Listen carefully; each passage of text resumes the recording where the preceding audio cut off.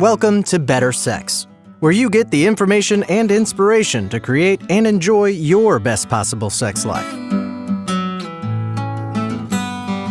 Join your host, sex therapist Jessa Zimmerman, as she brings you expert guests, helpful tips, knowledge, and strategies to improve your intimate relationships.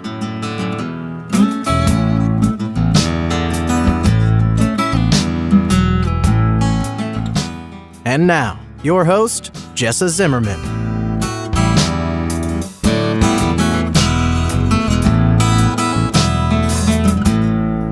Hi, everybody. I'm Jessa, and I'm so happy you're here for this episode of Better Sex. I've dedicated my professional life to helping couples enjoy a fulfilling, intimate life. I believe that sex is important. Our connections to other people matter, and we're not living our life to the fullest if we aren't connecting emotionally and sexually with our partner. That's why I'm here, bringing ideas and information to help you live and love better.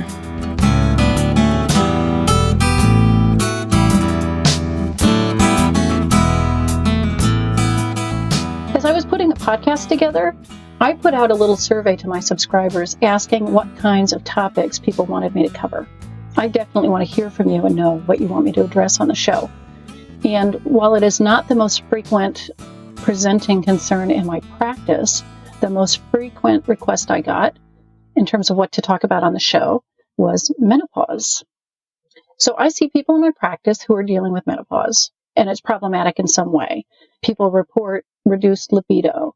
They talk about changes in their ability to get aroused or to be orgasmic. People are sometimes having changes that result in discomfort or pain with sex. So they come into the practice, they want to talk about what's happening.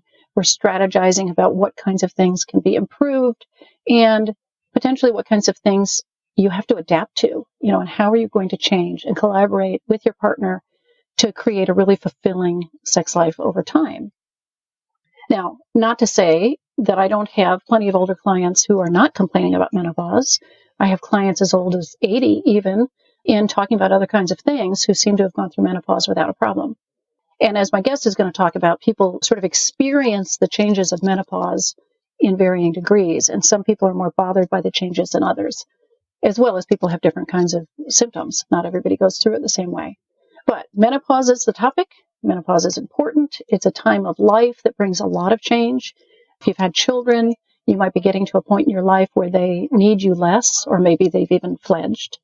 It's a time often when you have found some footing in your career and in your sense of self, but you might be wondering what's next, right? It's midlife. It's like, what's the second half of my life going to look like? So it's a time of transition in a lot of ways. But when you're struggling with symptoms and hormonal changes that you're going through with menopause, it's important to address those. And I have a guest today here just to talk about menopause, what the symptoms are, what's happening in your body, what are some of the treatment options, and what do you need to keep in mind as you're working with a medical provider in choosing a treatment. So my guest today is Dr. Stephanie Ring. She is a gynecologist and an integrative medicine practitioner, and she specializes in sexual health, hormone replacement, and chronic pelvic pain. Her practice, Greater Denver Integrative Gynecology, is located in Wheat Ridge, Colorado, and she's also a fellow of the American College of Obstetricians and Gynecologists. And I'll add, she's also earning a certificate as a sexuality counselor through the University of Michigan. So I'm delighted that she's here to answer my questions and yours about menopause.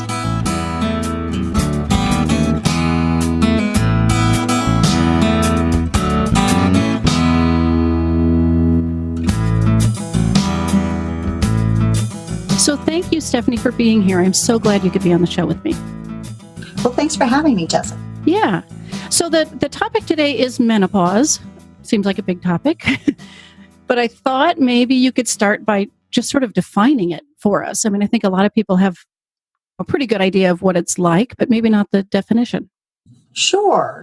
Well, so menopause and really perimenopause sort of refer to this period of natural waning and eventual cessation of ovarian function that occurs with aging. The definition of menopause is when a woman has been about 12 months without a menstrual cycle. Perimenopause is that sort of period where ovulation becomes less frequent. Women experience more irregular cycles, sometimes shorter and heavier, and then further and fewer between. Eventually, ovulation though stops, and with it, so does the production of those ovarian hormones, estrogen, progesterone, and to some extent, testosterone as well. Oh, that's interesting. That's not something I'd heard before. Yeah. So, average age for folks to go through menopause is about 51 in the US, but, there's certainly a range of what's normal. Don't necessarily need to see a doctor or healthcare provider because of menopause, but if you're much younger, say in your early 40s, it might be a good idea to check in with somebody and make sure you're not missing some other condition that might mimic menopause. Okay. So now I've got a few questions for you, or maybe one's an observation. It's sort of interesting that menopause can only be identified after the fact. Like once you're through it, then it's like, oh, that's what it was. Right. Even perimenopause seems like a little bit nebulous. Like, am I in it or not? Or there's not like a start date on this, right? Mm-hmm. Yes, and perimenopause, I think, can be referred to as sort of puberty's older, wicked stepsister.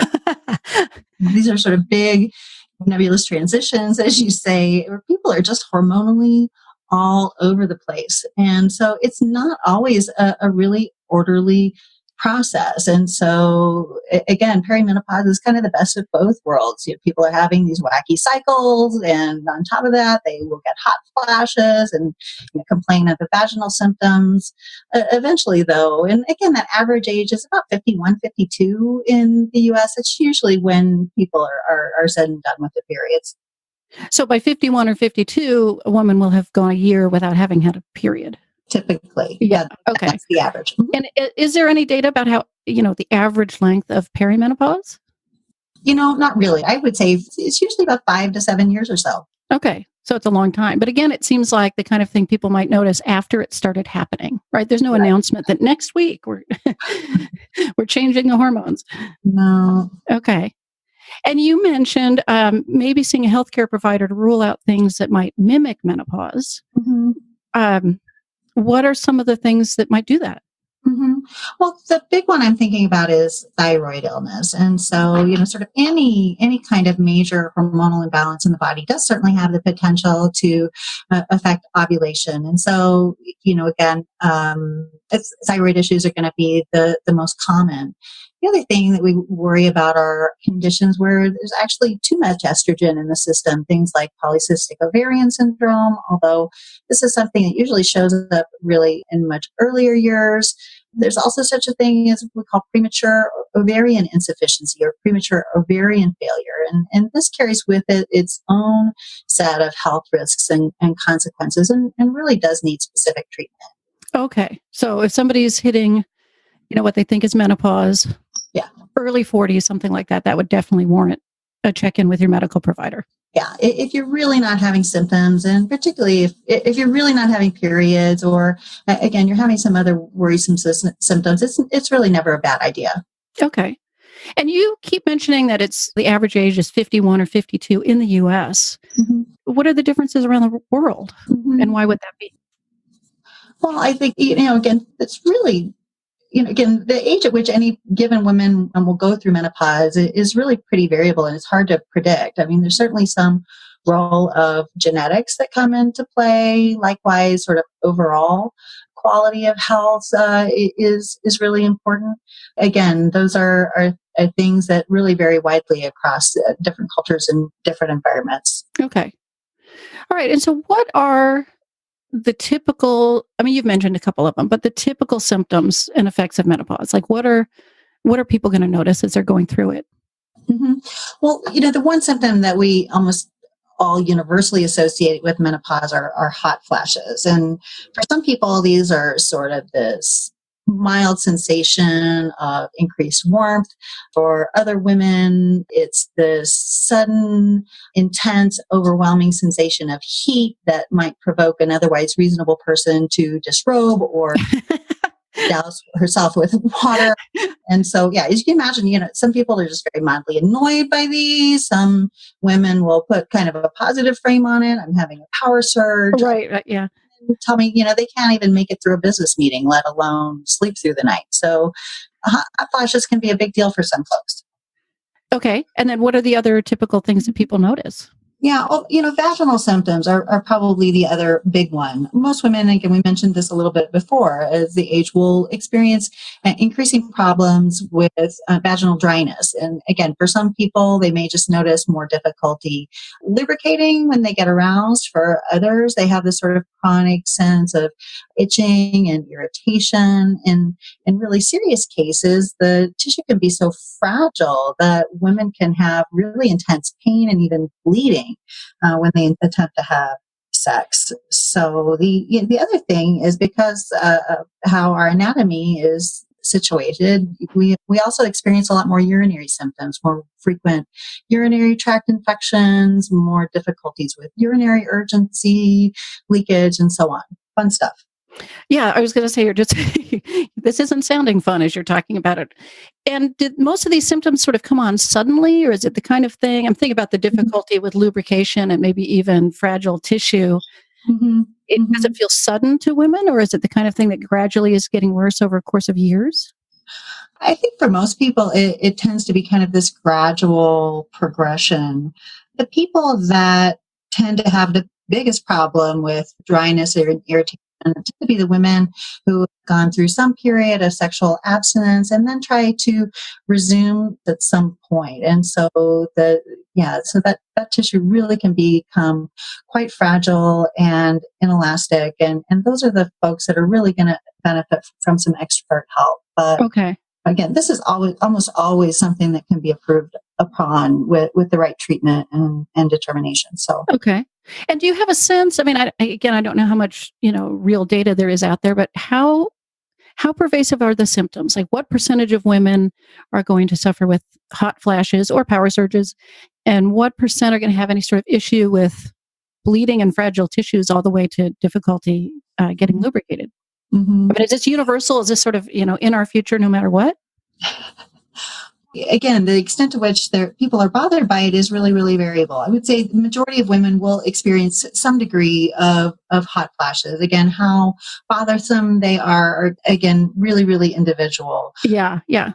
With vaginal symptoms, again, it is almost an inevitable effect of loss of estrogen that vaginal and urinary tissues will undergo some degree of atrophy and become less elastic. There's a whole other kind of laundry list of things that are much, much more subtle that affect women during menopause. Things like mood changes and body aches and changes in skin elasticity, or how we distribute body fat, and insomnia, and so forth. So people really run the gamut in terms of how it impacts them. Okay. But it does sound like there's some degree of, I hate to put it this way, but the use it or lose it. I mean, there's some benefit to maintaining some flexibility in the vaginal tissues, it sounds like. Absolutely. And I think you hit the nail on the head, particularly in terms of maintaining vaginal tissue health. Stretching and lubrication is so important. And again, for those of us maybe lucky enough to have a partner that you're having frequent, enjoyable sex, you just keep doing what you're doing. For other people, they may need to be more intentional about that. Either learn self-massage techniques or use any variety of toys or dilators or so forth. But right. Super, super important. So this is making me think of the numerous female clients I've had, older women, who wonder why they should bother doing anything about their vaginal tissues if they don't have a partner now and aren't really thinking about having one. Like, besides having sex in the future, what are the benefits of any of that sort of self-work, stretching and lubricating the tissues? Mm-hmm. Well, again, I think that's a really good question. Like we mentioned, vaginal health is easier to maintain than it is to regain once you've lost it. There are also some subtle effects. A lot of women will kind of, even independent of sex, will go on to develop pain or this chronic discharge as a result of genital atrophy. Those healthy tissues, that healthy levels of estrogen are a really important part of the local immunity. And so there may be greater tendency to develop vaginal infections. Certainly menopausal women are more susceptible to urinary tract infections as well because of the changes in that local immunity around the urethra.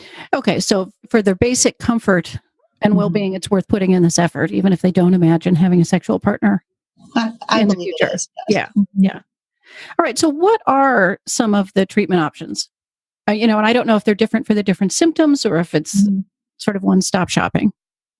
Oh, sure. Oh my gosh. Well, there are so many different treatment options for the variety of symptoms that affect people. It's really hard to know where to start to answer that question.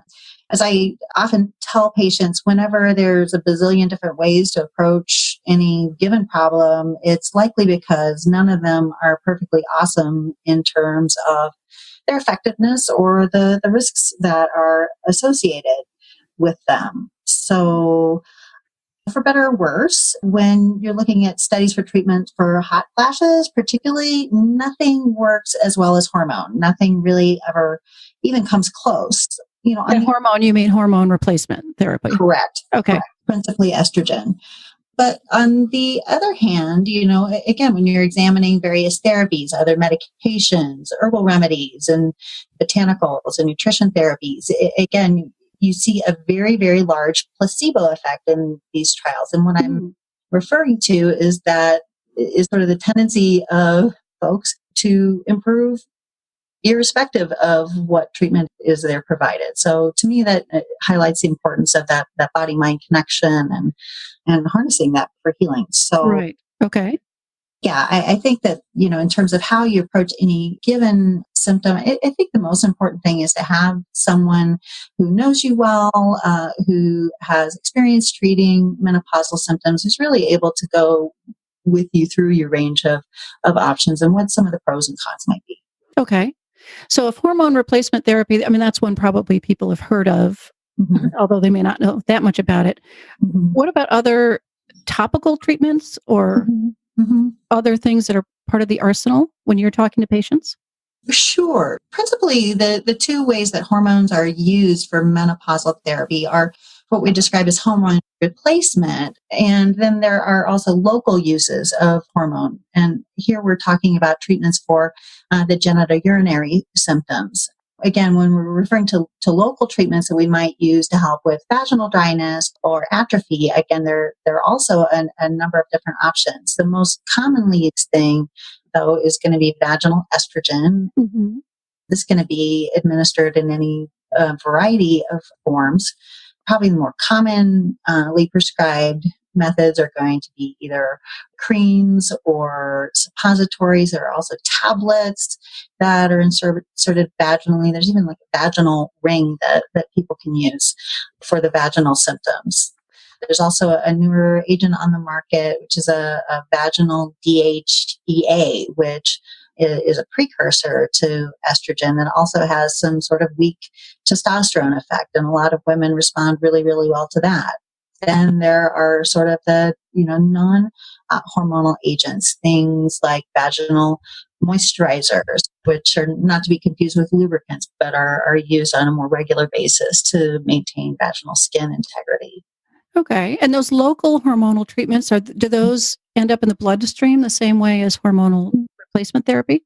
That's a really interesting question. But, keep in mind, again, the dosages of medicine that women are exposed to with these local treatments are much, much, much, much smaller than the total dosages they will see with hormone replacement dosages. There are some small studies which, to look at this effect, really it's quite interesting. What you see is with early use, particularly vaginal estrogen, you will see some appreciable spike in blood levels of estrogen. However, with increased use over time, as that tissue thickens, we think that absorption becomes less and less.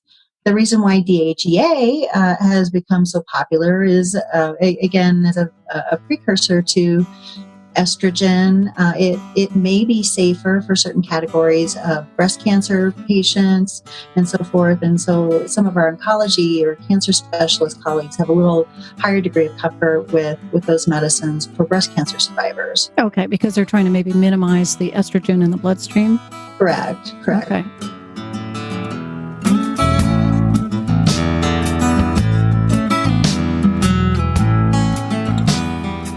Hi, it's Jessa here, taking just a quick break. Thanks for listening so far. I wanted to let you know about the sex quiz that I've put together called How Healthy is Your Sex Life? I've taken a close look at the typical ways that I see couples get into trouble with sex, including avoidance, neglect, negativity, distraction, and boredom. And the free quiz will score your individual results based on these factors. And then I provide my recommendations and ideas, including my top 10 sex tips, which will help you make instant improvement. If you'd like to take the quiz and see how healthy your sex life is, you can do it right now at sexhealthquiz.com.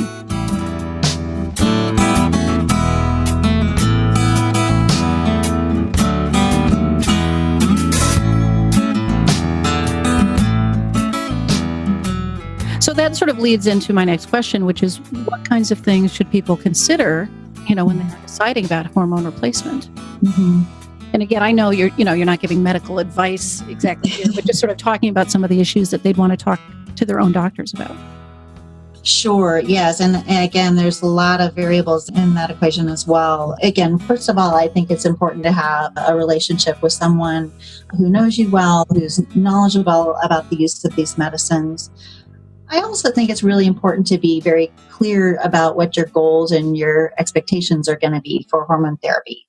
Estrogen treatment is not going to make you jump higher or run faster. It will not make you smarter. A lot of things people would like to claim that it does. Really, the things for which it is helpful are the treatment of hot flashes, also helpful for treatment of vaginal symptoms, and finally for prevention of osteoporosis or premature bone loss. We don't typically prescribe hormone therapy for preventative purposes anymore. There may be some benefit for very young women who are menopausal in terms of their cardiovascular health and hormone replacement. Okay. And then what are some of the risk factors or the contraindications to using hormone replacement? Mm-hmm. Oh, definitely. Well, there's certainly some categories of women that absolutely should not use hormone, principally those who have had some sort of estrogen-dependent tumor, namely breast cancer or uterine or endometrial cancers.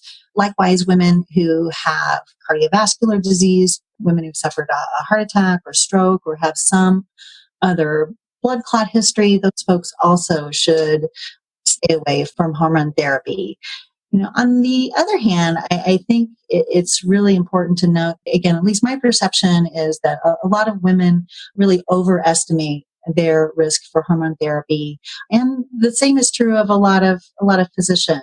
So, there's been a lot of confusing and conflicting research that's come out over the decades with respect to hormone therapy and its effects and risks. And so, again, depending on who you ask, you may get widely different opinions about the safety or lack thereof of hormone replacement. Yeah, which makes it pretty hard to make a decision, seems to me. There's a lot to weigh. Right. I think that the conversation has to be very, very individualized. Right. The other thing to make note of is that not all hormone therapy preparations are equal with respect to risk.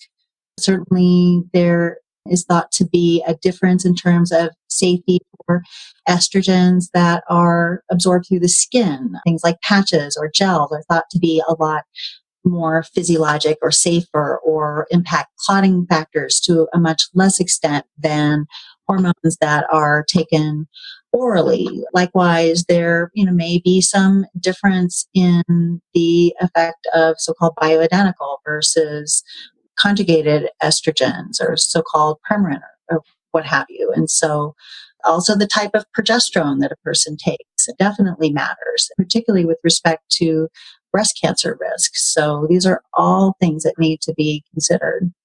Okay, well, we'll have show notes after this, which maybe will help people too, but it sounds like they almost need to be taking notes on this.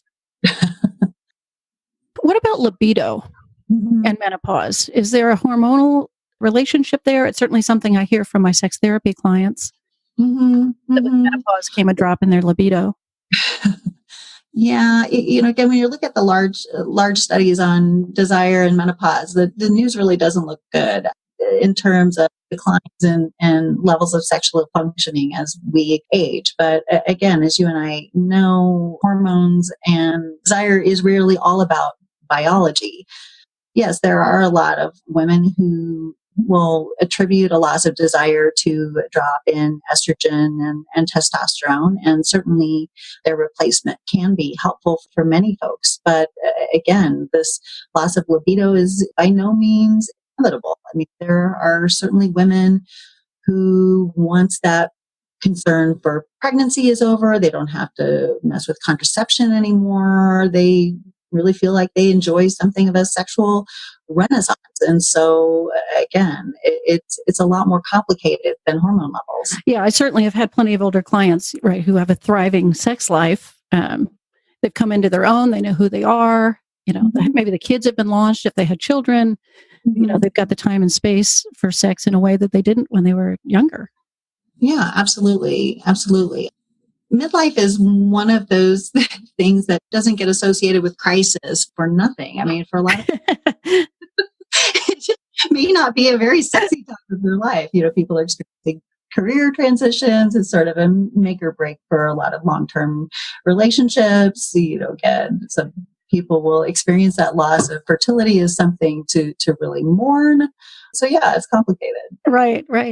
But that also strikes me as one of the goals. I mean, that people should be clear about their expectations if they're considering hormone replacement, that's not going to magically improve their libido necessarily. No, like I said, it certainly can be helpful for some individuals, but it's certainly not a magic cure. Right. But if it helps with symptoms too, then that might make people more interested in sex. I mean, if it hurts or you're bleeding, that's, I understand why people are avoiding it. Absolutely. Yeah, as we know, there's so many ways in which these functions and dysfunctions overlap. Right. So let's sort of end with what advice do you have for women that may be perimenopausal now or it's in their future? How can they make the whole transition easier for themselves? I mean, obviously, a doctor, they've got problems, but what advice do you have? Well, again, we talked a little bit earlier about vaginal health. Again, this is the simple stuff. Maintaining the health of your vaginal tissue is much easier to do than trying to rebuild it once it's already lost. There are lots of resources online in terms of self-care techniques and moisturizers and lubricants and other things, but these are symptoms that may precede the loss of your cycle by many, many years. And so don't be afraid to talk to your doc if what you're doing for yourself is not cutting it. The other piece is there seems to be association between overall health and how people experience menopause. As with, most things, being in good shape really doesn't hurt. I'd like to be cautious when I make statements like this because people may say, well, gosh, I feel like I'm really taking great care of myself. My menopause is from hell. What am I doing wrong? So, Right. Again, if you are sort of approaching that age, it may be a good time to really, sort of step up your self-care game. Make time for exercise for yourself most days of the week. Start eliminating some of those highly processed edibles that are so widely available to eat and up your intake of vegetables and fruits. If you've become lackadaisical about your sleep, really it's time to start getting religion about fitting in a good 7-8 hours. And yes, I really mean it. Yeah. Finally, I think it's really important as we age to develop some sort of relaxation practice, some way of cultivating your energy, meaning either through meditation or prayer or ritual or getting a regular massage. Giving yourself that positive input really will help make the transition much, much more smooth. Yeah. And I think I would add, make sure if you have a partner, you're communicating with them maybe in a whole different level at this point with the changes that you go through. A lot of people enter a new phase where they've got to be collaborative with their partner about their sex life. The things that worked when you were 22 maybe don't work when you're 52. Right. And, again, men don't have these same overt signs that we do, but, things can start to go downhill for them in their 50s as well. A little high cholesterol, hypertension. Right. You're dealing not only with erectile dysfunction and vaginal symptoms. Oh, it's a big hot mess. Yeah, gosh, so much to look forward to. But I know people get through it and have a wondrous sex life up till they're 80 or 90 sometimes. So it's of course not like we have to give up. So, is there anything in closing you want to say about where people can learn about you or learn more about menopause? We can certainly put some links in the show notes, but where would you direct people? So the North American Menopause Society, or NAMS for short, is a really great resource. They do have listings of menopause practitioners on their website. My website is Greater Denver Integrative Gynecology, and I'm in Wheat Ridge. The other good resources would be ASACT, or which is an association for sex educators, counselors, therapists. A lot of OBGYNs are listed on those sites. Also, and the Society for the Study of Women's Sexual Health also is a great resource for folks that are sex positive and can help with healthy aging through menopause. Okay, great. I will make sure we get all those links in the show notes for people. And thank you so much for being with me. Oh, thanks for having me. It's been fun. Great.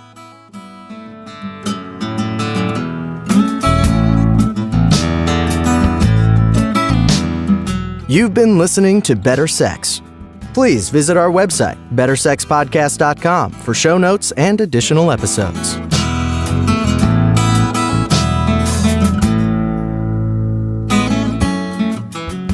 Thanks so much for listening. I hope you enjoyed the episode. I also want to thank my Patreon supporters. If you are interested in becoming a patron of the Better Sex Podcast, consider making a monthly pledge through patreon.com/bettersexpodcast. You can find the link in the show notes as well. For as little as $2 a month, you'll get advance access to every episode, and there are more rewards for greater donations. Thanks. I'd also ask if you have time to visit iTunes and subscribe to the podcast. You can rate and review the show, which helps other people find us. And if you found this episode resonated with you, I would love to hear from you. You can leave a comment on the episode page, which you'll find with the show notes. Let me know what you think. And if you've got questions you want me to answer on a future episode, you can also record a question for me right there, and I might play it on a future episode. Thanks for listening, and tune in again soon.